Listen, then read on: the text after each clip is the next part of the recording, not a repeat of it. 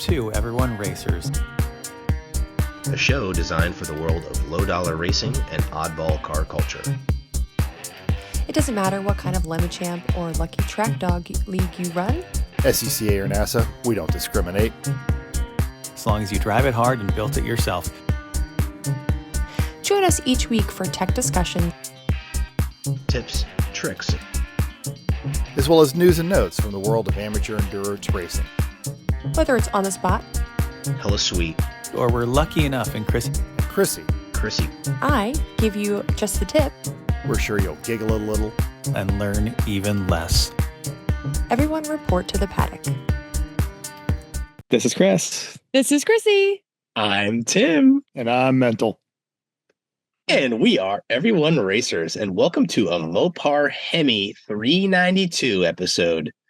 The Mopar 392 engine has a very rich history, which is rooted in Chrysler's iconic Hemi legacy. The original 392 Hemi debuted in 1957 as the final version of Chrysler's first-generation Hemi engines, which began in 1951. With a displacement of 392 cubic inches, 6.4 liters, it was used in high-performance models like the Chrysler 300C, the 300D. Its robust construction and power made it a favorite among drag racers and hot rodders, especially after it was discontinued in 1958. Now, pan forward decades later, in 2011, Chrysler revived the 392 nameplate with a modern 6.4-liter Hemi. While not a direct descendant of the original engine, this new 392 is an enlarged version of the 5.7, which was introduced in 2003. It first appeared in the Dodge Challenger SRT-8 and went on to power a variety of high-performance vehicles, including the Dodge Charger, the Durango, the Jeep Grand Cherokee SRT, and Ram trucks.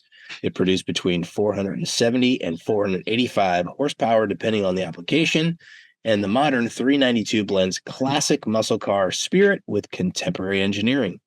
Today, the 392 Hemi stands as a symbol of Mopar's enduring commitment to American performance and automotive heritage. And for you Ram 1500 fans, Dodge is bringing back the 5.7 liter in 2026. Out of the graveyard. Good idea. Wow, I learned so much.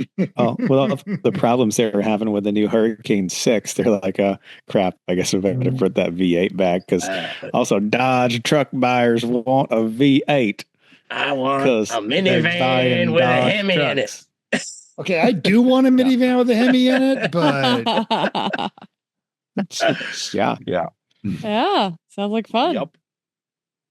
Okay, let's move on. What you working on, mental? Let's talk about you. Oh, mental. So last week wasn't there. Was doing one of the planning conferences for one of our big exercises, and that was occupying my week. We missed you. I missed being here. Sorry. Aw. It's okay. And then I had the rest of my time was occupied by constructing a big prize wheel. More on that. Did you have like reruns playing in the background while you were doing this? Oh, that would have been amazing. That would have been funny. No, we did find a 10-hour remix of the song.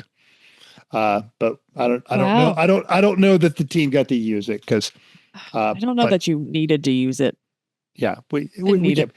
So travel, of course, and then racing, and then killing my truck, and then renting a car, and not gambling. All of that. Wow. Will be explained further. Okay. Oh my. Okay, That's well, a lot. We heard the pre-story, so I can't wait to hear the post-story. In fact, we told Mental, do not tell us the Don't story. tell us I what want to have happened. honest reactions when it's on the show. We heard a couple. I just know that there's bits. stories. Yes. Yeah. Wow. Oh boy. Okay. Okay. All right. Chris, you were working on cars. I was working on the Mazda. I gave the list of what it needed after the race last week. Well, I found a bit more as I started to take things apart, because some things got kind of melty when the brakes got overheated on that toe end. Like, I was surprised to see the plugs for the ABS sensors were essentially liquefied and then hardened. So they were totally melted. The boot on one of the ball joints was actually crispy. The boot on one of the tie rod ends was actually crispy. So all those, it got hot.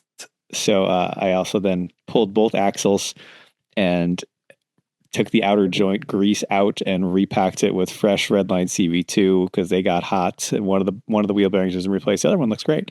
So yeah, I'm waiting for the new. Was able to deconstruct the old ABS sensor plugs and then depin it. And so I'm then got some new plugs coming from Rock Auto, hoping just to repin those and not have to do any splices on those. Yeah, so it's coming. Did the oil change, did the transfer to the transmission fluid, all that's done. The car's good. Just need to finish up this extra work. Yep. I also bought some 2-inch brake ducting hose that I think I'm going to install because of what happened. It can't hurt to try to keep those things a little bit cooler. And 2-inch hose should fit most of where I need it to go. I've never put brake ducts in a car. I've never needed them, but so many ducks. Things are getting warm up there. So let's see if it makes it any better. Mm-hmm. So many ducks. Yep. Timmy, what have you been doing? Well, I'm prepping for a Lucky Dog race, which I'm excited about. So getting my travel plans dialed in. Got my registration done today. Thank you for the reminder, Chris. Got all my gear washed from Jersey. It's all smelling fresh and clean. And then I spent a little bit of time in the garage looking at the El Camino and starting my extensive list of all of the things I need to go through. So I've got that going with a parts list started. I've got to get that up in the air. But before I do that, I need to get some electrical run. So I had to order some breakers for the panel. I got those in, and now I'm laying out my design plan for the entire garage for lighting and outlets and extra spots for a welder and for a 2-post and all of the things, and marking spots where I want things to land. So I've got a pretty good concept of that. And my mom and stepfather are in town visiting, which is super fun. My mom showed up hoping to play some golf with me, and her back was out. She had like an SI joint problem. So we were working on that and stretching and doing the foam roller and all the things. And we got some gardening done, and she started to feel better, and then tripped over the rug and broke her foot. Oh my gosh. Yeah. So she got the toe of her flip-flop like stuck on the edge of the carpet. Yeah. So the flip-flop went under the carpet, and then her foot just kind of rolled forward. And we thought it was just a sprain. But after a x-ray today, that happened Monday afternoon, after an x-ray this morning, she's now in a splint and on crutches. Oh, no. So enjoying her last 3 days of vacation in a chair. In a chair. And she has a hopefully on the porch overlooking the lake. No. No, she's on a chair overlooking the lake. But she's got a trip to Italy, like 2 weeks, a 2-week trip in like 17 or 18 weeks. So she's a hard woman to keep down. Like, she's always up and up. So like, we're going to have to, I don't know, tie like a strap to her with a weight on it to keep her in her chair so she doesn't overdo things. So pour one out for mama. She's got a sad vacation. Feel better soon, Timmy's mom. I'm sure it was great because she gets to spend it with you in a lovely place, but not great because she's had broken foot. Totally. Oh, awful. Shoot. All right. Well, Chrissy, what about you? Not much. We did some travel. We'll talk about that in a little bit. And we have some visitors coming this week. So some friends coming to purchase a car. Can I say that? I already did. Yeah. And so they're coming over, staying here for a little bit. There's actually 2 cars that are leaving our stable this weekend. So yes. Yes. So it was a good time to clean up because we're not very messy people, but it's nice, especially after a race weekend, to just kind of straighten up and vacuum and clean floors and stuff like that. So that's what I've been doing, running around doing that. There's a cat behind my head. That's it. How about that? News and notes time. Let's talk about it. All right. McLaren has announced a hypercar racing program. Now, according to Brad Brownell, former guest, friend of the show, McLaren CEO Zach Brown is teaming up with United Autosports to race at Le Mans. 2027 will be the hypercar debut for the Papaya Orange team. Details about the car will come into focus as time goes on, but what is clear is the partnership will be known as McLaren United AS and will be overseen by James Barclay, who is the current Jaguar Formula E championship winning team boss. McLaren will be building its own chassis and rely on the power of the twin-turbo V6 built by Autotecnica Motori. The mock-up was unveiled just this past Saturday prior to the 24 hours of Le Mans. McLaren United AS. Mm-hmm. Not AF. Right? AS. That's what I thought of. MUAS. Yeah, McLaren's of unusual size. I like that too. Okay. All right, that's an interesting one. Okay.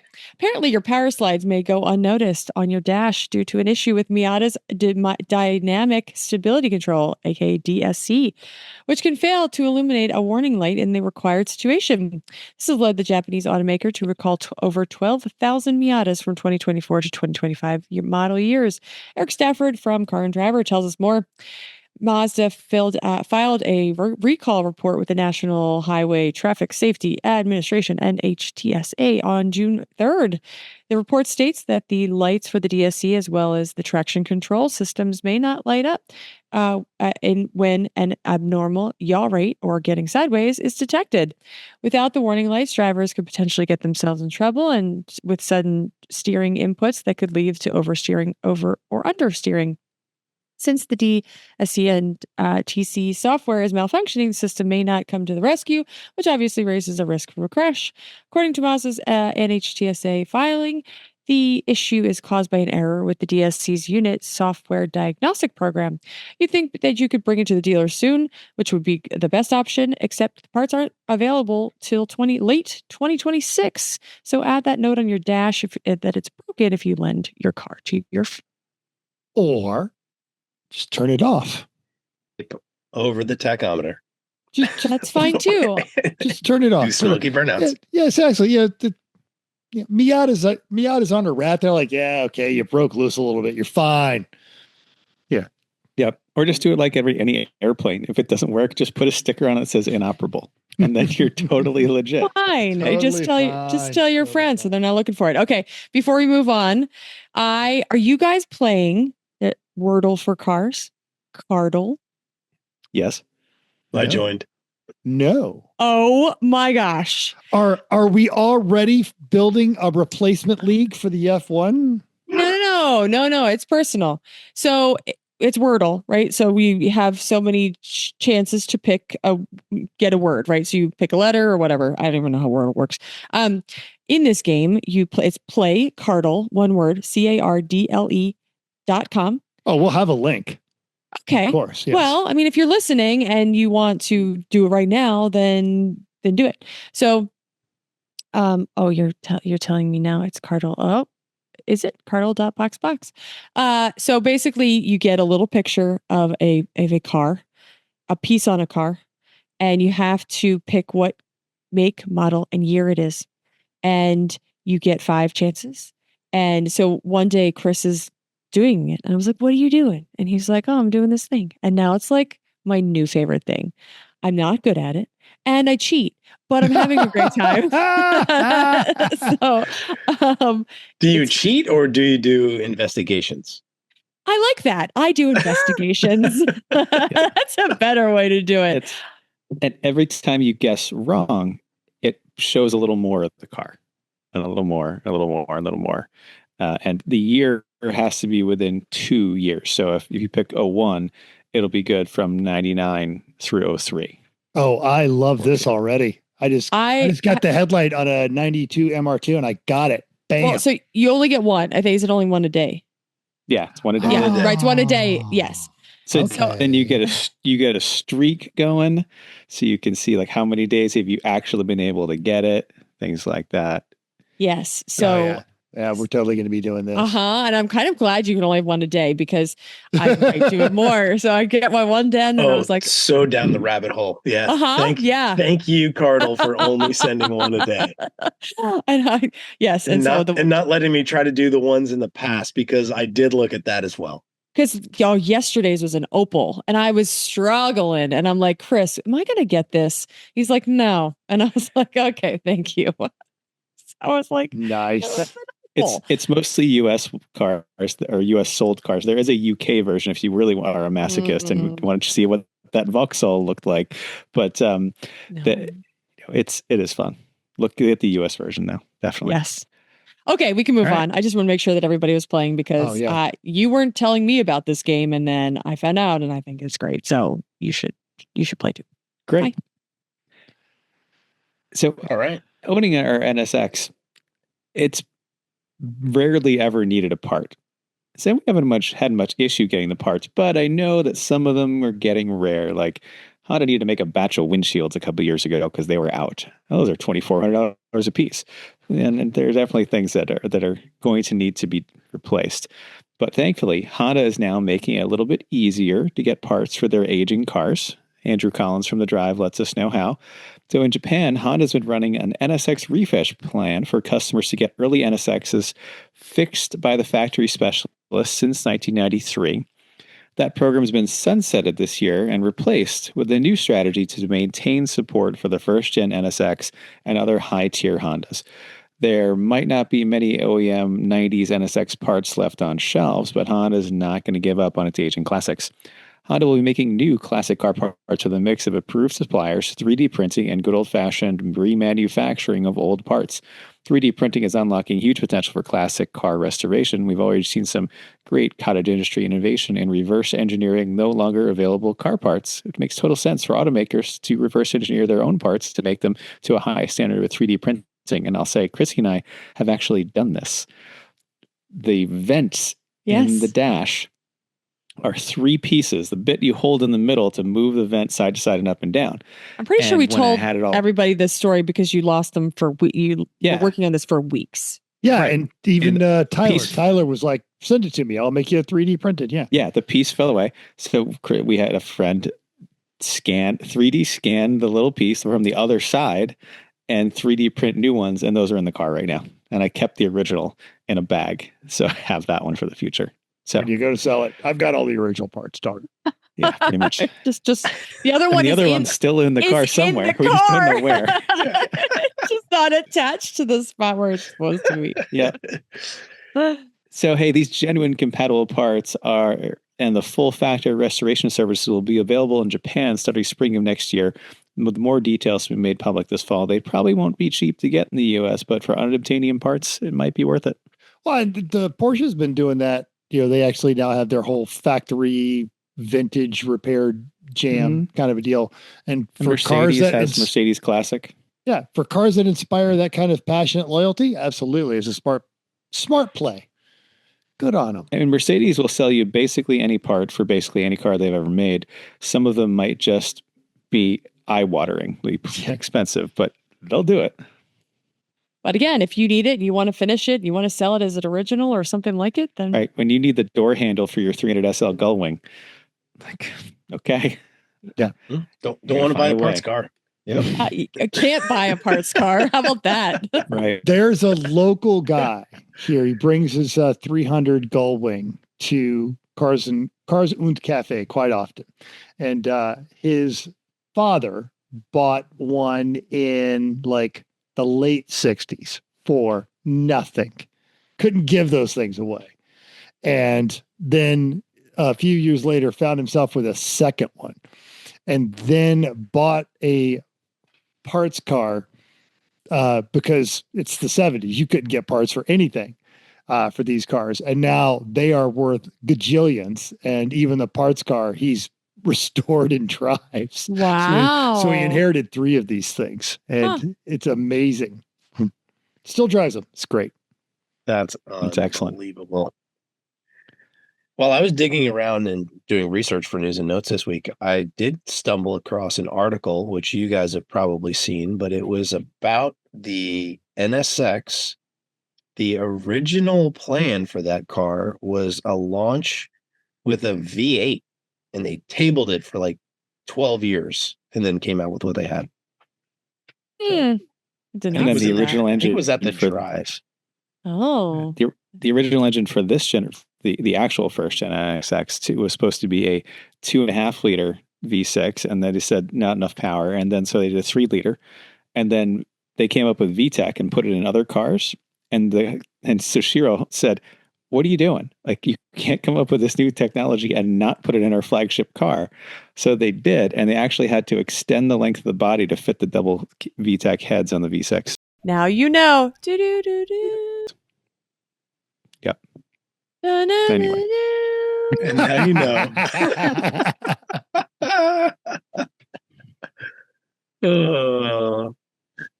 So, Timmy, what'd you find for us? You know what's a lot cheaper than a Gullwing? Yes. A 1994 Chevy Camaro Z28 Lemons race car on racingjunk.com. That's right. You can go in there and buy all sorts of fun stuff. But unless you're a cheapskate, you should get the pro membership and put more than 3 dang pictures on this. And this one picture is like not great. It looks like that one looks okay, but that one is like this not. is Yeah. We were doing they should have panned up at the underside of the hood. It would have been better than the nose of the car. Yeah. It's got an overbite now. Yeah. Yes, it does. But this one it's coming out of Illinois, and it's done at least 5 races according to the hood. Yep. And 14 races is what it said on their thing. Unconfirmed. 14 Very races. fast. Very fast. Wow. Yep. Here it is being very fast. I mean, one of the quickest cars to the penalty box you could possibly imagine. It's got the 350 LT1 with a T56 transmission. It's got many upgrades, including the MSD OptiSpark, which is critical if you're going to run the LT1 because the OEM version of that was but terrible. Mm-hmm. So no issues with the engines or trans, 22-gallon fuel cell, DOM roll cage. It's an easy way to get into it if you want to fly the flag. And you want to spend a lot of money on tires and brakes, but those LT1s can be very quick. We had Jeff Hanka on the show, and he has demonstrated that in the past. Yeah. The good news is you'll never have to change the number 7 and number 8 spark plug because you can't get to them. They're underneath the windshield. It's fine. It's fine. Ask you how you know? Yeah. Do. As long as you run it at wide open throttle all the time, you won't need to change those plugs. It'll be fine. It's all right. They won't. Oh my gosh. Okay. Upcoming races. There are none because it's too hot. And it is. There aren't. Well, I mean, there's plenty in July, plenty of August, but nothing right now. So let's go racing results time. We are talking about the BFE GP High Plains Raceway. So we'll give the cat out of the bag. Chris and I went to the race. So we spent a lot of time with B Train and the other judges. The whole penalty box was full of Bob and Nick and Kim and Brad, and there was all kinds of people there. So we spent a lot of time with them, and we told B Train, thank you B Train, because I'm sure he's listening, that we love his notes because he gives all kinds of context around each of the winners, what they did, and some backstory about their cars and the teams and all that stuff. So these are all his notes. We nothing cut, just exactly what he said. So overall, went to number 50 frictionless world in a 2006 Pontiac Solstice. This has an LS swapped. It was hella built. It ran a 208. It self-destructed in the last 2 races. Only beat the 96 Integra of the Team Shocker by 2 laps. We were watching the front runners were back and forth, at least for most of Saturday and a little bit of Sunday. So if you spend a lot of money, you can beat an Integra. There was also no 10 up front for a long time at this race as well. So lots of interesting cars at the front of this race this time. Class B went to 877 United Racing Service in their 87 Subaru. It's a E30 that they El Caminoized and made into a brat. Yeah, read the second line, Chris. Okay, BMW, they made it look like a brat. Yep, in UPS colors, except for URS. What can Brown do for you? It apparently can win Class B by 12 laps. Super chill team, great people, and they had the double chocolate chip cookies were amazing. They had a pit mom who was tending to the whole team, and I on Sunday I was gridding up, and pit mom, wearing the team shirt, was just walking down asking anybody if they needed anything or anything to drink. That is a lovely approach to lemons. Board meeting. You're like, but I'm on the grid. I can't do that. Yeah. Thanks, Mom. Quick, before the judge comes over. All right, yeah, we're good. Okay. Yeah. All right. Class C went to Savage Hangar Racing in their 92 Volvo 240 wagon. Totally captained that Volvo to victory. They could have parked for the last half hour and still won. 11 lap victory, fastest lap 2:27. And this had a very good theme from The Price is Right. What was it? The Mountaineer guy? What's it called? Yeah, exactly. It's Cliffhanger. Cliffhanger, yes. And they played the song all the time, and the Mountaineer had Jay Lamb's face, and he was holding a bottle of Malort.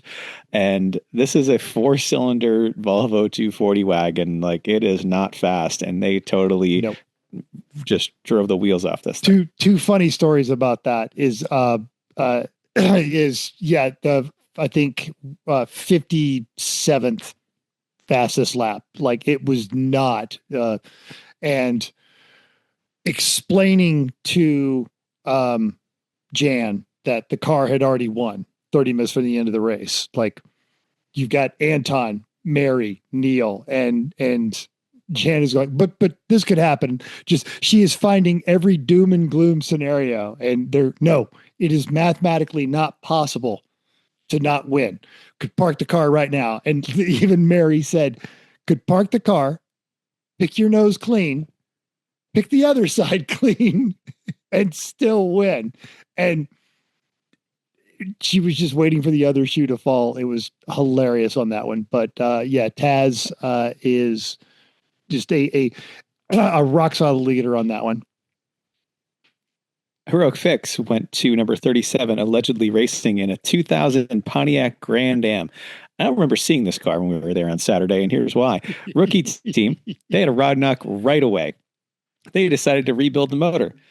Decided to run it to show Nick Pon how bad it sounded. Yep. Ordered new bearings, drove forever to get them, got back, wrong bearings. I hate Part that. store pulled a wrong part number. Had to go back at 8:30 to get the right ones. And also, High Plains is 45 minutes from anything. Anything at all. Right. And then you're back in Denver. So they rebuilt the engine. They filled it with royal purple. Oh, it ran for a while on Sunday, but the new ovoid shape of the crank proved too much. Yeah. They should listen to our show. Yeah. Royal purple people. Tim is on mute, so you can't hear him. Now we can hear him. The I Got Screwed went to number 455, Garage Baca, in a 56 International Harvester S110. Beautifully built. It was hyper engineered with a Volvo swap. They had to have the engine machined because of a previous issue.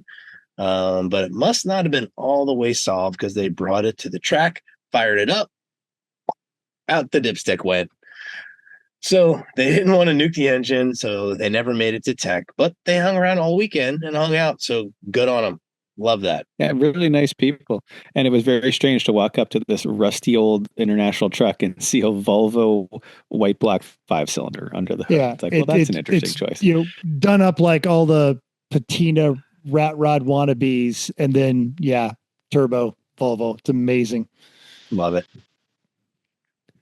Well, the special award went to I flew from Japan and all I got to drive was a Chevy Vega. It went to Toshiyagi in Atsuko. Atsuko. That's a tough. Atsuko. Atsuko Makami. Mikami. And they came to race. Sure. Sure. I'll give him this one. Race Pikes Peak years ago. Somehow they got connected with Judge Phil. They came to a race with Hangar 13 and Savage Orchid combo. That's a doozy right there. And they sang Panama at the karaoke. Oh my gosh. It was great. It was so good. great. Loved all the cars. Jan gave up her favorite of taking the checkers on Sunday so he could experience it in the Vega. Awesome. All smiles all the time. Send it back to Japan with some hardware. Number 13, 1972 Chevy Vega. Yeah, apparently his race car that he has driven at Pikes Peak is a turbo Toyota Starlet that he actually had shipped over from Japan to run Pikes Peak and has done it multiple times apparently and didn't want to ship over something. So Phil hooked him up with Hangar 13 and he was just he was looking through the cars and he saw the Vega and said, yes, I want to race that one. Like he actually chose to race the Vega over all the choices that he possibly had, which proves he is a man of impeccable taste. That Vega is, I got to, and I'm talking ahead, I got to take a stint in that car. And it was just one of those realizations. I just need more Class C cars in my life. That car is just so perfectly balanced. It's not fast and you don't care.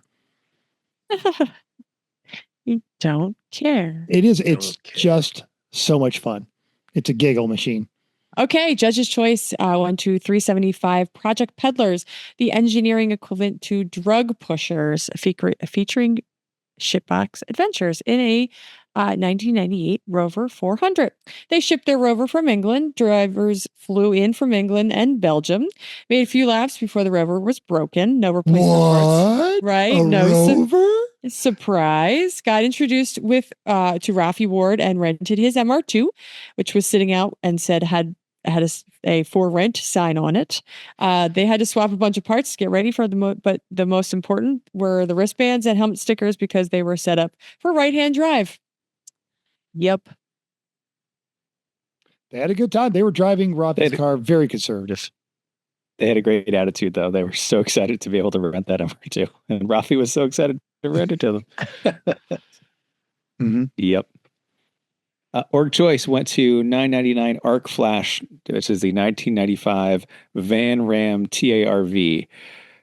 This is a Dodge Bon, and the guy turned his tow vehicle into a race vehicle in its third consecutive race, I think.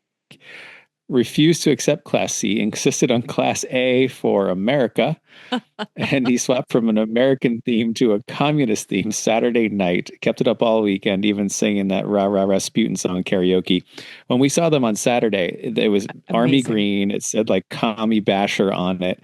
They had a pit vehicle that was like a 55-gallon drum on a cart that was towing another 55-gallon drum that had a gun on it, and then like a platform. This is almost this is almost Lementarian's level of sketch pit vehicle jank. Oh no, it's worse than that. No, this was sketch. So and the 50 cal was a water gun. So no, there was definitely a gun that was like a BB gun or something like it. So the guy, this little train starts going away. The guy shoots the BB gun at B train, and he decides to cover his nether regions. It hit the BB gun hits his hand, and B train is not very happy. And the guy on the train realizes this happened, and everybody's like, well, now what are you going to do with this team? And he was like, we're going to kick him out. And like, he was kind of kidding, but he was also not very happy. So this guy comes groveling to him and he was like, oh my God, I didn't. So like, would have probably been really bad. But anyway, they had a great time. They came around, they saluted everybody. They were hilarious. They was really, besides the car, they were funny. Yep. Don't shoot the judges. Do not, especially. That's just rock solid advice right there. That's I don't think you would find any experienced racer that would counter the advice of don't shoot judges. Last time we were judging that this race, somebody shot Chrissy with a marshmallow gun that was so hard it left a big welt on your arm. Oh yeah, I forgot about that. And then they tried to get class B or C. I'm like, no, you just shot my wife. You get class A. Go away. And they said, okay. And they did it and they left. Don't shoot judges. Don't shoot them. Yeah. It's pretty I think that's the episode title. Don't shoot judges. Yep. Not that hard.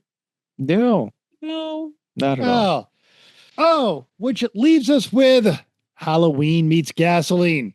And that it was a conglomeration of Savage Orchid and Hangar 13. So Savage Hangar Racing in the 81 280ZX, the 73 Vega, and aforementioned Volvo. The theme was the bribe is right, price is right, because if you go back and watch the very first episode of the new Price is Right, the first car they ever gave away, Vega. Oh, didn't know that. Yes. All of the Hangar 13s, their themes are always layered. So we will have a link to that episode. You can watch it. This poor woman didn't believe she was going to win a Vega. So they bid. They had bids on the classic of cars. We had the cars themed. The Vega was a brand new car. Came with bribes and prizes. They hosted the potluck, which was HPR potlucks are unique because there's not a one table. There's a covered area for where you do karaoke and the snack bar is. So all the time there's just a row of these just covered carports, and everyone just sets their tables up at the end of that. And this one was no exception. They had bum wine tasting. Judge Phil was making these very simple French sandwiches, which is slice of butter, slice of cheese, slice of ham on fresh bread. There was all kinds of there was the commies had I think I had 4 kinds of pulled pork. Yes. Yeah. And of course, all the pork. And it's just, you just go down the whole carnival fair and everyone's got their music going. It is a wonderful time. If you are looking at a travel race, HPR, you could do so much worse. There's another one. The 24 is coming up there in September. They don't have a potluck then. No, they won't. Or they might try one on Friday night. It has happened before. Yep. So that one. So they had all kinds of shticks. They would routinely go down there with various people in dresses as Bob's Beauties, and they would have contestants guests on there. And one of the elements on that was a giant wheel, the wheel, the Price is Right wheel, and some idiot managed to cram this into his. I'm trying to find a picture of it. Into his you truck. can save this for later, Metzel. Yeah, okay. That would be fine when that's part of the story, because we're going to gather round, children. Metzel's going to learn this spin later on. All right, so and this is the key, and I think it helped that combining with Savage Orchid, because they do not ever theme lightly, and neither does Hangar 13, and it is usually competition. And there were some other folks in there that had some pretty hardcore themes, aforementioned Russian truck and all that kind of stuff. So that was great. And IOE went to 150 NTD Racing Lemons, and that was a 1994 Olds Cutlass Sierra S.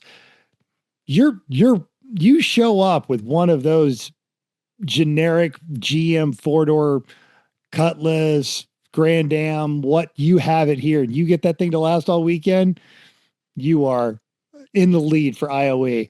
Rookie team, second movement in their favor. Some Air Force pilots, some commercial pilots, and some desert racers, and they actually did run clean all weekend. That thing was just out there trucking. It was the 70th slowest of 71 cars. Finished 27th.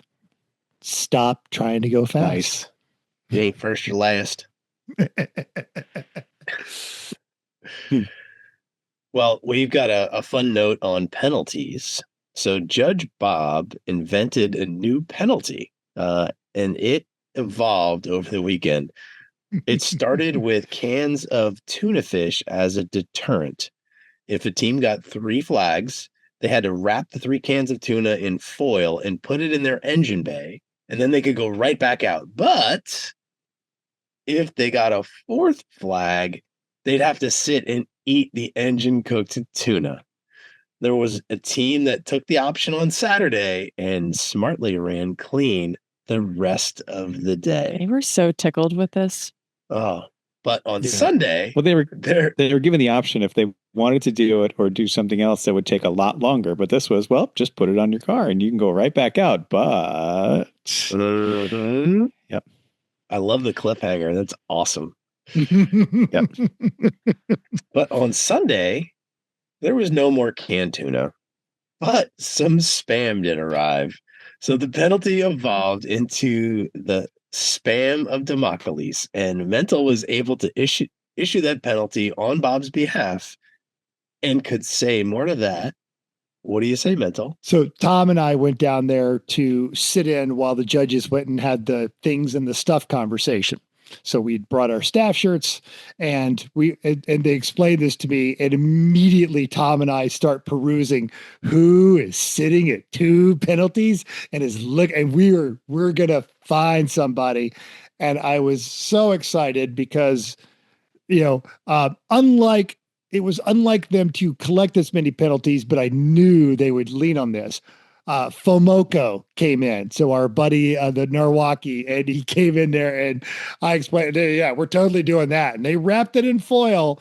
They could not find a place to mount it where the hood would close, but they did find a hot spot of their engine and crammed it in there, and off they went. And lo and behold, they ran clean the rest of the day.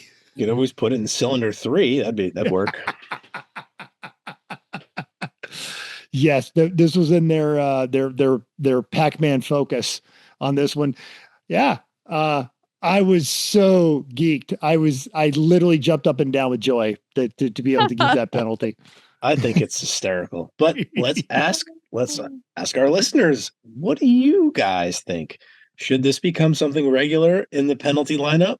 Let us know in the doodly-doos. I could tell you what's going to happen in September. I could tell you what's going to happen in November in California. Pickled herring. Yes. What Ew. else would you want to make someone cook and eat under their hood if they're bad drivers? How about like a chocolate, one of those, you could put like a cake and you can cook it like in a crock pot. Like a mug cake. Yeah. How about a mug cake? You know what I'm talking about? Yeah, but that sounds tasty, not like heated spam. I mean, it'd be fun to. Well, then if you don't have a penalty, then you get to enjoy that dessert at the end of the day. Like, this is true. I feel like they should have to do both, and then they can, after they choke down the disgusting thing, they can wash it down with like a nice lava cake or something. That's true. The tuna was available as part of the potluck Saturday night, and I did have some. You had some? Absolutely. But the penalty for like the spam is 4th penalty. You're not going back out until it's all eaten. So you have to sit there in front of the judges. As long as it's cooked, it's fine. Spam is eat car spam. 3 cans. Oh, not 3 cans. That's a lot. I like one. I like one slice. No, that's a lot. No, you have to eat it all. Clean plate. That's sodium for But did you have to? You have like a salt lick. Do you have? Are they different kinds? Because they have like bacon and that's a so much better idea. Hickory smoked and low sodium. Jalapeno. They have a couple of different kinds. Yeah. No sodium should not be allowed, but all the other flavors, yes. I'm just trying to think. I'm trying to go down the thing at my grocery store. But we need to find pineapple spam. I don't think I've seen that. Yeah. You think that would, but you don't have it. Anyway, let's move on. Listener feedback time. On the YouTube, Paul John said, in the news, Lewis Hamilton says he's devastated after running over a groundhog during Sunday's Canadian Grand Prix. There's a theme there involving a stuffed groundhog strapped to the bumper and is self-reporting your heinous crime. He did send us a link to the video, which will be in the notes as well. It's pretty funny. Randy B says the 29 minutes of dead air at the end at the end are for each man of the Edmund Fitzgerald. I don't know. You guys don't go back. I'd missed that too. The audio file that you guys uploaded, just silence for 29 minutes after the episode is done. Nice. And I don't know why. Why didn't you cut it out?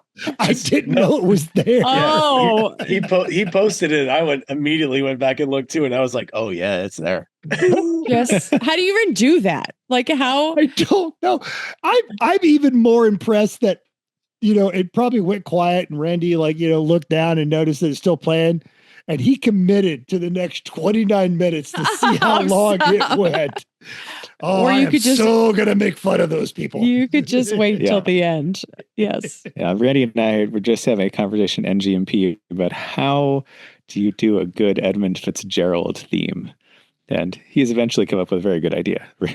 He said it to me, and I think it is spot on. I'm not going to say, but hey, if you have an idea for how you can do a good Edmund Fitzgerald theme, let us know, because that's funny. Or just come to the next race with your Edmund Fitzgerald theme. Bonus points if we have multiple. Who did it better? Battle of the Edmund Fitzgeralds. That would be so good. Everyone throws in $100. Winner takes all. Love it. Great. Someone has to go for me. My Google Drive just decided that it doesn't like me reading this document, so I'll have to kind of log back in. I can go because I was standing there. So at the track, we had a lovely, almost teammate of ours tell us that you're a consistent presence in our bedroom or something along those lines. We were very appreciative. And it was only a little bit weird that we hang out in their bedroom. And then if it had been from a stranger, it would have been weird, but from that person, yes. Yes. Well, for that person, it was lovely because everything they do is right. Swearing is caring. That was on the shirt. And how she approached it was wonderful. So thank you for that. It was.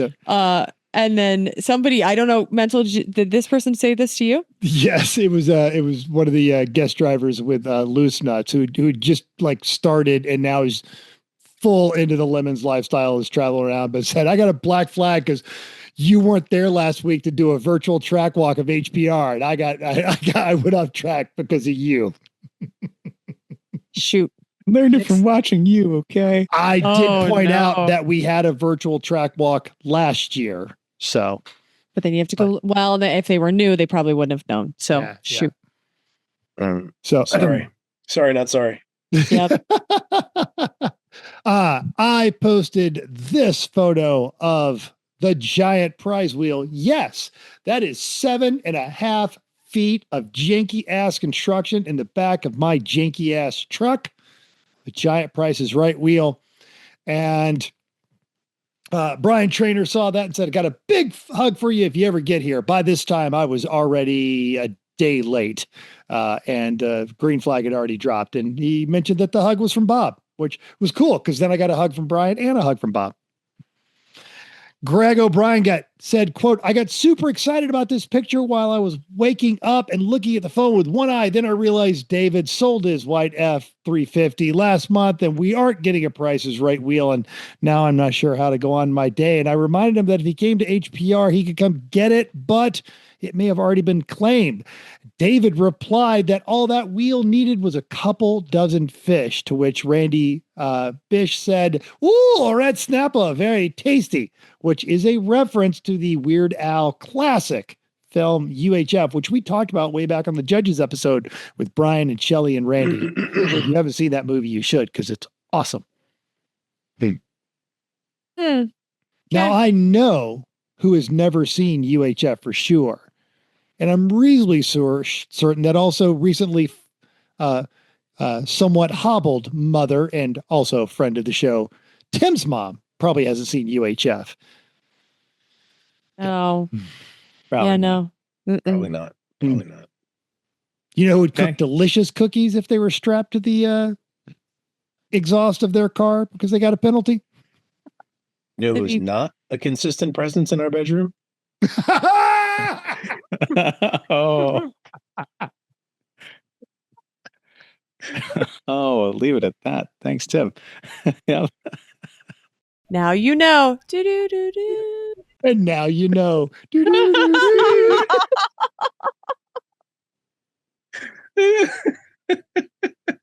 Oh no. Oops, I dropped it. Okay, let's move on to main topic time. All right, we've already alluded to this. 3 of us were at this race, so we're going to talk about how it went, and there's more stories to be had. So let's just dive in there because we don't know. Need to move on. And Chrissy and I didn't get there until Saturday Afternoon. midday-ish. Yeah, yep. A little after lunch. Because we had some extra time and we said, a bunch of our idiot friends are doing race car stuff like an hour away. We should go see them. That'd be fun. And we did. It was great. And we hung out in nice to see everybody. Hung out in the judges station for a while and watched some racing, which you never do when you're actually racing. We go, sit on the grandstands and go to the other grandstands, walk around the paddock. And so, yeah, it was great. That was mostly what we did. Mental, start from the beginning. Tell us how things went. Wait, what? Gather round, children. Was it Thursday or was it when did you leave?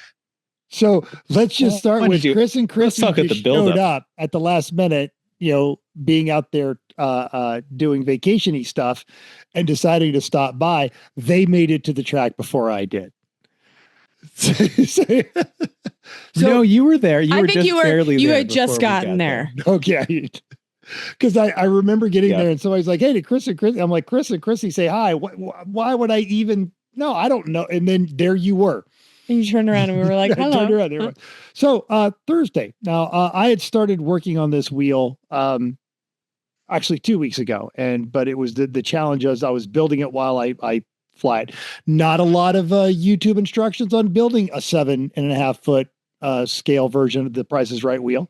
Lots of ways to build a 4 foot one, but I don't 4 foot. I'm not building a 4 foot. What's the fun in that? Go big or go home. Duh. What's the fun? Duh. Duh. So How big's my truck bed? That's how big it's going to be. No, it's just going to be that big, regardless of how it fits in my truck bed. Yeah. And the and then of course I had the 2 side pieces to make it look like a full model, but the wind on Saturday.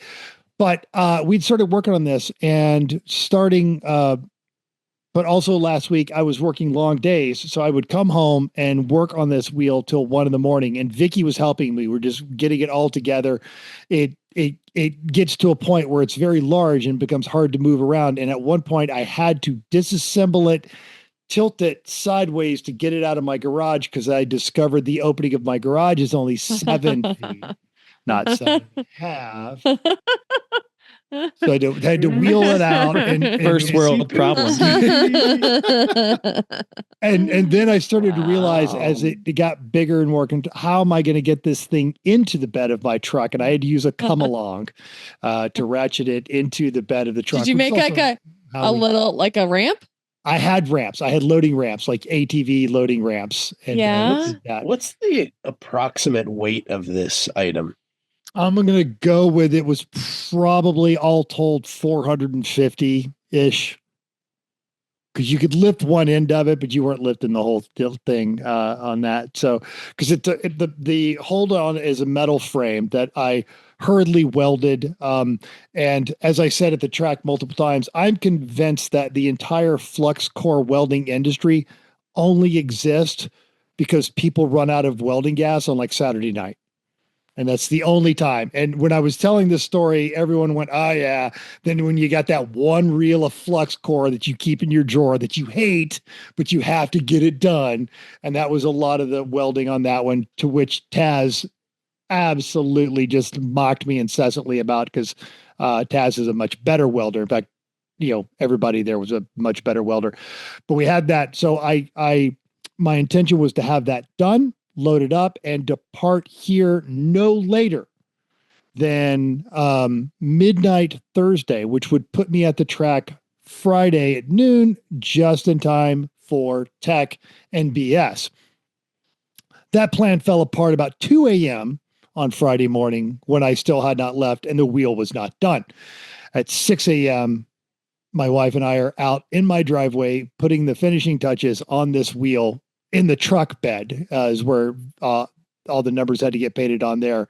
And ultimately, I did not get on the road until 7 Friday night. It'll be fine. It's a 12-hour drive. That puts me there just in time to get there and attend the driver's meeting. Now, you've heard stories of the truck last year. Foreshadowing. Yeah. Yeah. It's a setup.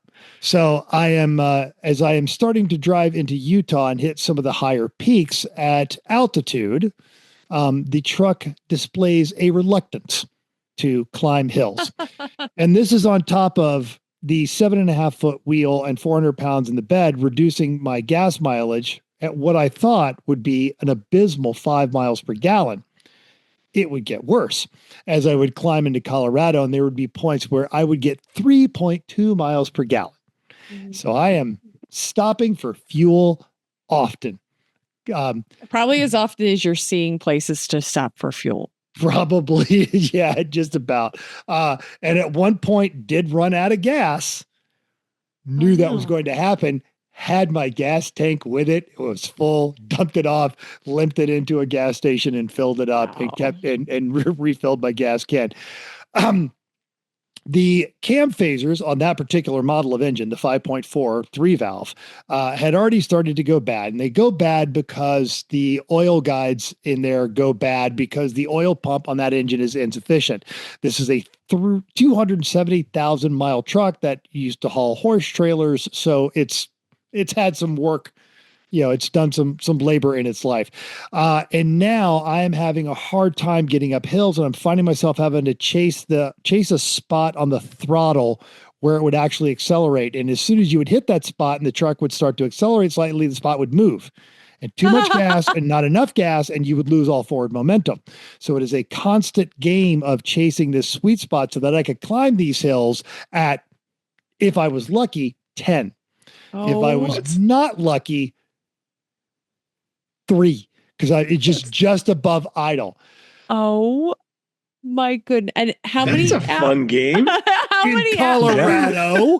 How many hours of this? Yes, my 12-hour trip is now 10 o'clock in the morning, and I'm not even to the Eisenhower Tunnel. And I'm trying to get to it's all downhill from there. Come on. Racing has started. And actually it was right about lunchtime. I am limping my truck at 1 mile an hour up the hill to the Eisenhower, and a tow truck driver who's just running up and down the pass, helping people like me, has seen this wheel like 3 times, and he starts following me. And I pull over, and I'm like, did the state police send you? He goes, no, I just keep seeing that wheel. And I keep going, price is wrong, bitch. I just think it's funny. And I tell him what's going on. He's like, yeah, I'll just follow you to the top of the hill. Make sure you make it until I get a call. And I'm like, well, how much for you just to pull me to the tunnel?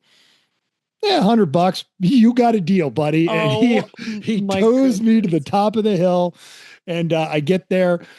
And yes, everyone's, oh man, yeah, after the Eisenhower, you're good. No, there's one more hill. There's one more big hill after that. And I am reminded of this, but he did. He got me there.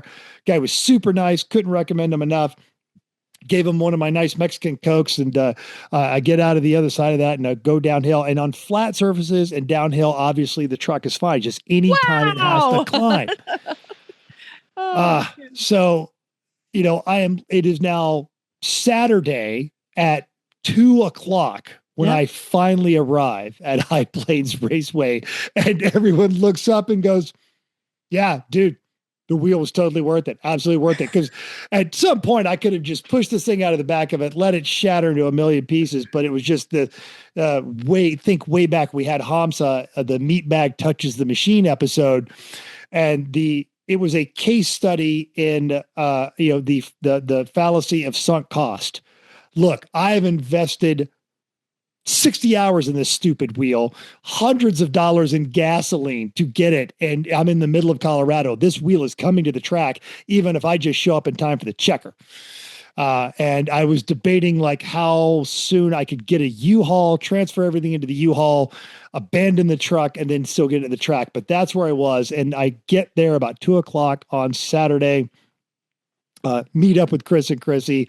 I go and get my driver's band and get my gear teched. And Jan and Tom were so kind because I'd already missed my stint in the Volvo. They gave me a stint in the Vega. So I took the next to last stint on Saturday afternoon in the Vega. It was such a great time. That car is just, it's so tossable. It's quick enough to be fun. You're not passing anyone, but you have to plan ahead and you really get to work on your precision in that car. And it's just absolutely delightful. Everyone loves driving the Vega. You should, if you have the opportunity, you guys should drive the Vega. Tom has done such a great job of setting that car up. And so I got to do that one. And then we unloaded the giant wheel from the truck and sat it over there. And it was so windy, we were worried it was going to fall over. So we had to ratchet it to the pole over the thing. And I think everyone under the age of 8 had to come over and play with the wheel. The wheel, everyone loved the wheel.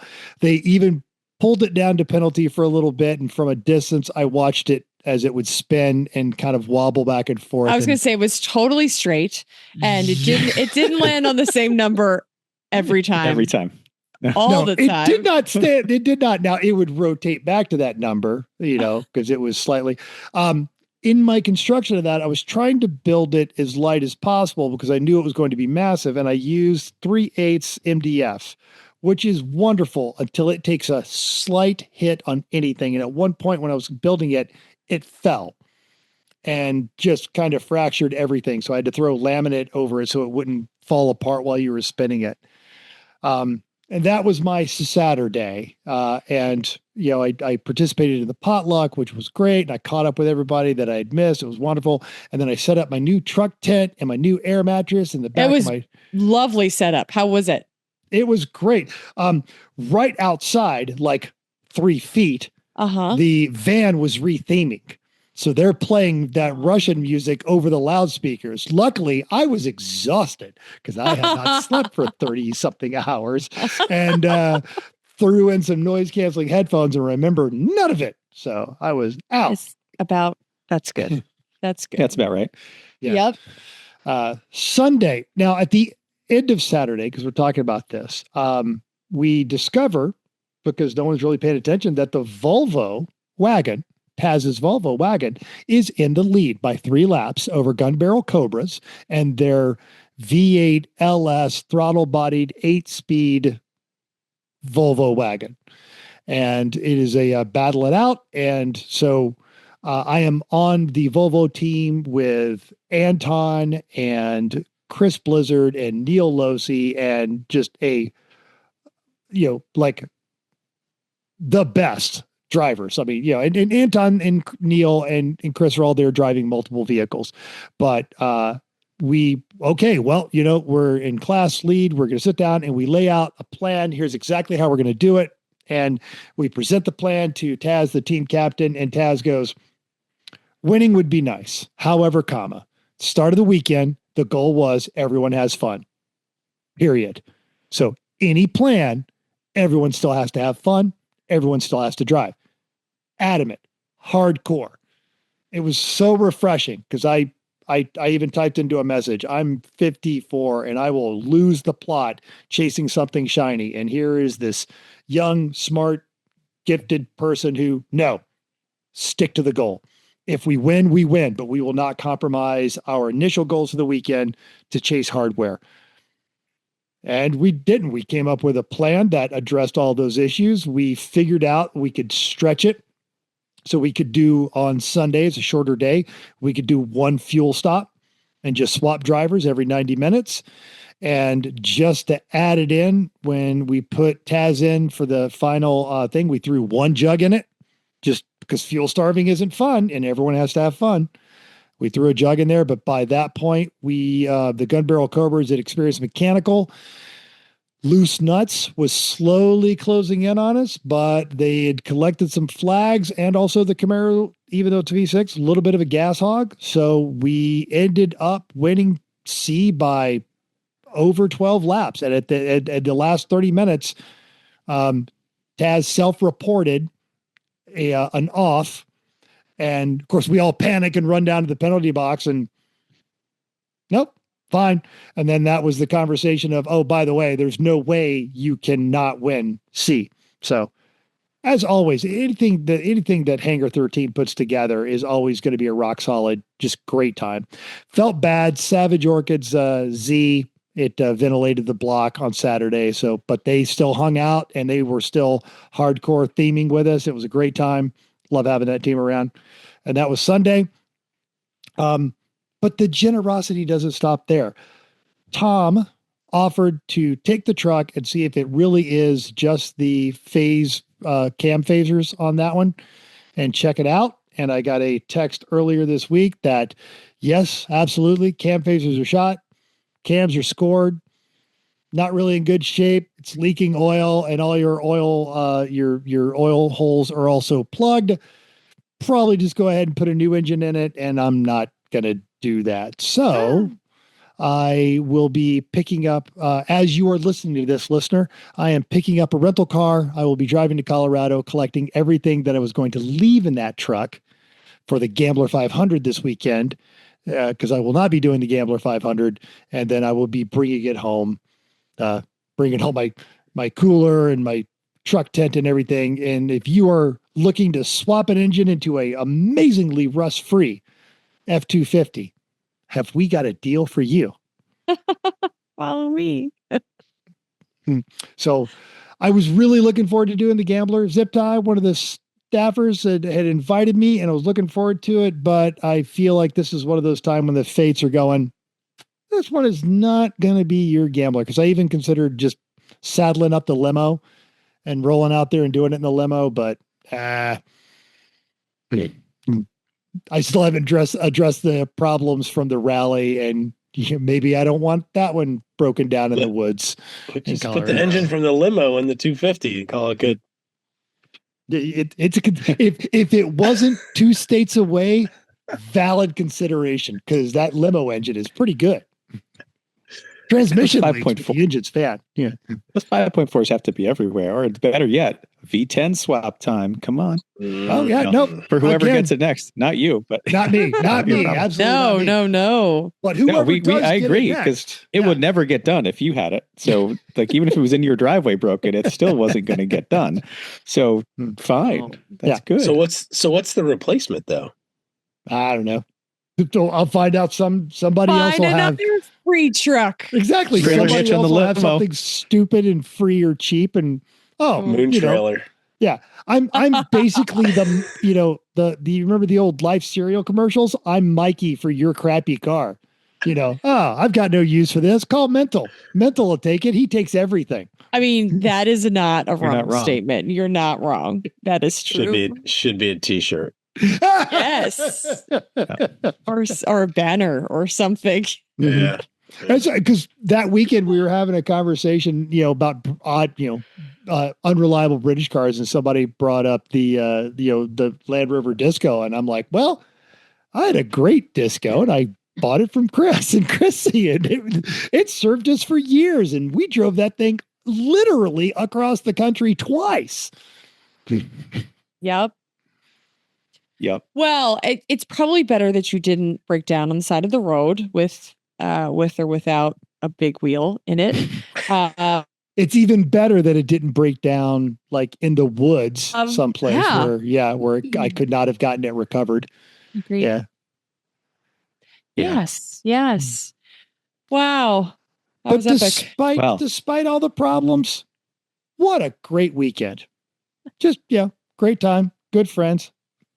Great team. How was your time out driving? Like, how were the other drivers? How was the track conditions? Let's talk about the actual racing that happened while you were there. Yes. What was that? The weather was fantastic. Very windy on Saturday, but so windy. But great temperature. Looked like it was going to try and rain, then it fooled us and didn't rain at all. And that night the wind died down. It was absolutely lovely. I slept with the windows open in that tent. And then Sunday, wind picked up a little bit, but then settled back down. But it was just, it was the if you haven't been to HPR, Chris deemed it the Windows screensaver from 1980, a couple of years ago, because you're surrounded by green hills and, sun in the background. And it was that. It was lovely. And aside from mechanical issues, the drive there was nice. So it was a great time, especially coming out of 110 degrees to head out there and do that. Colorado, at least High Plains Raceway, is close enough to the Midwest where you still get a lot more of the politeness. There's a couple of aggros out there, but because you're out in the middle of nowhere and you're not going to the hotel and you're not hiding from the other teams, I think that calms it down a little bit.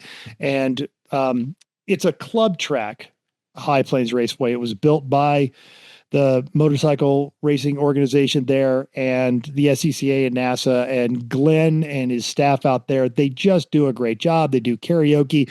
They love having Lemons out there because Lemons actually kind of takes care of the place and polite and respectful. We did have 2 red flags on Saturday. That was a bit of an issue. And one on Sunday? Yeah. What? Everything was fine. And it was out of an abundance of caution, make cars stop moving so we can address this problem. And everyone was fine. But yeah, we had I think one of the teams did earn a 1-year spectator pass. But yeah, exactly. And there was an oil down to the track. But it was on there, out racing the Volvo. I was the opening driver on Sunday. So, I had a very clear mission, which was don't get any black flags and don't bend the car. So I just went out there and drove, and really the Volvo has all of the grip and none of the power. So you learn to balance it very well. And being able to talk with Neil and Anton and Chris, it was I was the slowest of everybody, but I was really got to work on how smooth I was driving the car, and I felt like I was really doing a nice job of saving fuel. At one point, though, I do remember going down the very back as you go down the back straightaway, and it's a right and then a left, and you go down the hill to the back section. You come up the hill for the hairpin, and then you disappear again. And as I am coming up the hill, you can take that one really high speed. If you've got good suspension, you just let it take a set, push the I believe button, and mat the throttle, and all the cars will rocket up there to the top of it. And as I'm getting ready to do this, I clear my mirrors. There is no one near me. And by the time I get to the top of the hill, I look again, and it is the 502 Acura that Chris and Mary were running. They've got a 501 and a 502. And it is in my mirrors. And I'm like, where did that come from? I cleared my mirrors. I'm really upset with myself for not clearing behind me. And then I look in the mirror again, and I see a yellow driving suit because it's Anton. Oh, I did clear my mirrors. Anton just caught me. Okay. I feel so much better. And I go wide, pointing by, and he goes around me. I'm like, all right, good. Okay. I'm not a complete clown. He just ran right up there and was going to wait for a corner or two. Either he's going to have a straightaway or I was going to see him. So that was really the only kind of, had a good couple of bouts with, there was a long time with the PT Cruiser. They were faster, obviously, in the straights because they've got one more gear, and we were way faster in the corners. And so I would pass them, and then the back straightaway, they would slowly motor past me, and we would do it all over again until finally I got enough cars between us and them to hold them off on one straightaway. And that was great.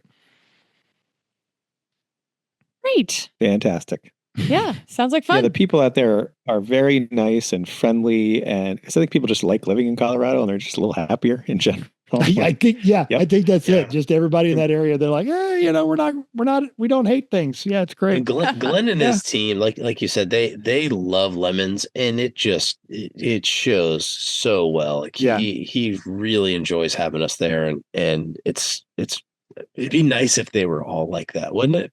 Yeah. He's so funny. So there's somebody had an incident on track. I want to say it was a passenger yellow. It was a passenger yellow. Yeah. So Glenn comes running out of the Tippy Tap booth to the driver and starts laying into him and was like, "You're on my track and you pass under yellow." And the guy's fighting back. And all of us are like, "Please, just stop. Like, stop. Don't. He's like, "Do you want to see the video? I have the video." And this is what Glenn's saying. And the guy's like, "No, I didn't do it. I'm sure I didn't do it." And we're all like, dude, stop it. And so, Glenn was like the first one out. All the judges were like, "Ooh, okay, I'll stand over here." Right, if Glenn's here, we're just gonna let him do that. Yeah. Like he's so into it. He's on his 4-wheeler all the time. Like he's so What's this? Yeah. Watching Glenn yell at the guy. Hey, get your phone Oh, out. yeah. Everybody's got their phone out. Ooh, ooh, ooh. Yeah, right? Well, Yeah, for those that don't know, they don't have flat corner workers at HPR. Every station has high res cameras that all feed they back do to have a a couple. master station. Well, very limited though. Most Very- of yeah, not it's every just about all station's these manned. cameras Yeah. and lights, so they just watch everything from HQ, like HPR head, ComStat, and just watch all of it Yes. and have it all recorded. And it's a good system. Yeah, they've got the as you enter the backstretch, that station is usually manned. The hairpin is usually manned, and then exiting the hairpin because you're going down the hill, they usually have someone at that station, and that girl is always dancing. So she's got her music going. Oh. She's just out there doing her thing, and like during a whole like red flag, she was at the club having fun. And then like a couple of the drivers start like dancing in the chair and she sees it and she's like, yeah, y'all got it. I actually, it would have been perfect to be in the failbird and just crank up the douche jams right there. Cause everybody would have loved that one. That's But funny. their whole it was the tow truck driver's birthday and everybody saying I'm happy birthday. It is a wonderful relationship with everyone on that staff. And even the people that come by and pick up the trash, which they really, they do not let those trash cans get full there. And that's a hard job when everyone's standing there at the track. So they do a good job. Yeah. So if you're looking for a travel race, highly recommend HPR. Hey. I'm laughing because I'm seeing what Chris is typing. Oh, so yeah, and you guys were out there, yeah, Saturday. And Tim, did you say you were going to come out for the 25 or not so much? Or the 24? Sorry, we did the 25. I'm trying to figure that out on my on my trip back across the country. They have Road America and the 25 back to back. So I'm trying to see how that might. I might just make it an extended trip across the country, but with a puppy, it could be challenging. So I might just pick one and see how it goes. She's good at racetracks, though. She's been pretty good. So if you've got an open seat, you do the 24, Tim. Yeah, because then you can more easily tow my boat to. No. You're not wrong. I'm kidding. You're not wrong. So if you've got an open seat at HPR for the 24 and you want a skilled mechanic and driver who themes hard, reach out to us. As a very cute dog. She's so nice. Oh my God. The cutest. Okay. She's a good girl. Got anything else going on? I think hopefully. Like I said, it was a fun time. Yeah. If you went to the race, hopefully you had a good time. And yeah. Okay. Let's move on. What do we got? All right, well, I got just something fun just to close things up. So it is the GM guessing game. So General Motors has been around a while and they have had some car companies come and go under their brand. I'd like you all to take a guess how many General Motors brands have been killed over the years. So this is a play along with all of our listeners. We have an A, B, C, D, and E, multiple choice. It's nice and easy. The first one is A, 1 to 10, B, 11 to 15, C, 16 to 20, D, 21 to 25, or E, 26 or more. So I did not cheat. I deliberately did not cheat and look at the answer, but I did see it when I first logged on. And I'm going to go with B. Really? I'm going to go with C. I'm going to go with D. Ooh, Chrissy has a very low opinion of the General. All right. So I've been around a long time. I say 11 to 15. Oh, wait, car brands? Oh, I was thinking of car. Car brands. Oh, I was thinking of like actual cars. Like actual cars. Brands. Okay. Like Pontiac. Oldsmobile. I'm going with B. That's all I'm right. sorry. So Chrissy and I are saying 11 to 15. Chris is going to say 16 to 20. Okay. Drum roll. All right.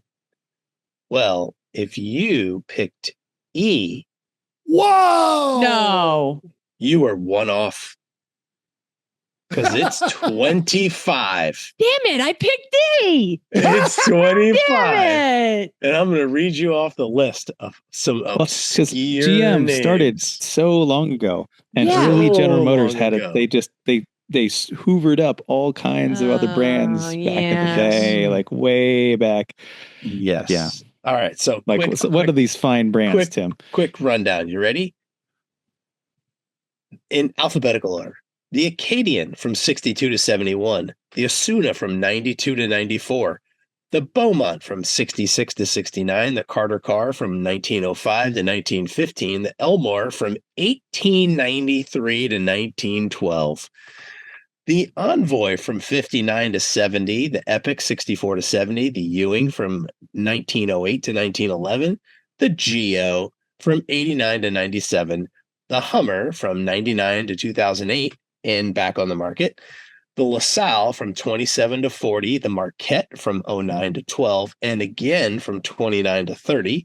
The McLaughlin from 07 to 42. The Oakland from 07 to 31. The Oldsmobile from 1897. Did not know that, by the way. To 2004. The Pontiac from 26 to 2010. The Rainier from 05 to 11, the Rapid Motor Vehicle Company from 02 to 11, the Reliance Motor Car Company from 04 to 09, the Saturn from 1990 to 2010, Scripps Booth from 1913 to 23, Sheridan from 20 to 21, short-lived, the Viking from 29 to 31, Welch Motor Car Company from 1901 to 1911, and the Yellow Cab Manufacturing Company from 1920 to 1943, and their sister, the Yellow Coach Manufacturing Company from 23 to 43. So many old cars there, but a couple new ones. Huh. That article is in our show notes. So listeners, the correct answer is D, 25. Wow. Huh. That's a lot. Yes, it is. Yeah, I Fucking Sure is. should have stuck with my original. You You had should it. have. You had it. Had You it. were there for the wrong reasons, but doesn't Well. matter when you're still right. Fine. Number 2 pencil is always right. All right, what are we doing next week? We're doing a preview of our race coming up at VIR with Lucky Dog that we're doing next weekend. Okay. Which Yeah. is going to be epic. That's fantastic. So it's all three of you guys. Yeah. And Yep. Dean. And Dean. And Joining us Dean. too. That's awesome. And I think you guys did a track day at Yeah, VAR, right? a while all right. ago. So we've got Years. some experience. We can do I'm not going to call it a patented virtual track. Let's call it a patented virtual track fam. 'Cause we kind of know it. It's not going to be very good, but we can talk about where the track goes. I'm going to tune into this because I've been watching videos on YouTube. That's all I got so far. Good. Yeah. That's enough. It's fine. Yeah, it's fine. It's only been like 5 years. It's fine. Right? More than me. I think I was still living on the East Coast last time I raced it. So yeah. It's not a high-speed track either, so Fine. No. It'll No be good. problems. No problems at all. Actually, if you know some stuff about VAR, get a hold of us on this one. Sure. All right. All right. See you guys. Thanks, everybody. thanks, everybody. Bye.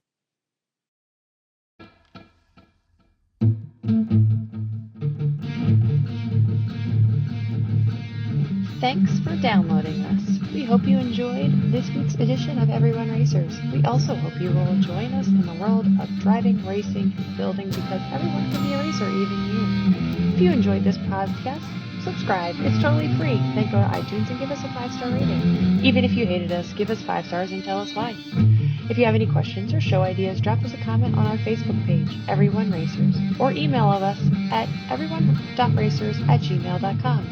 You can still text us at 484-243-0455. Find us on Instagram at everyone.racers, YouTube and Facebook under Everyone Racers, or even Reddit at /E1R. Thanks again, and until next week, keep the shiny side up, unless, like us, there is no shiny side, then just keep those wheels down.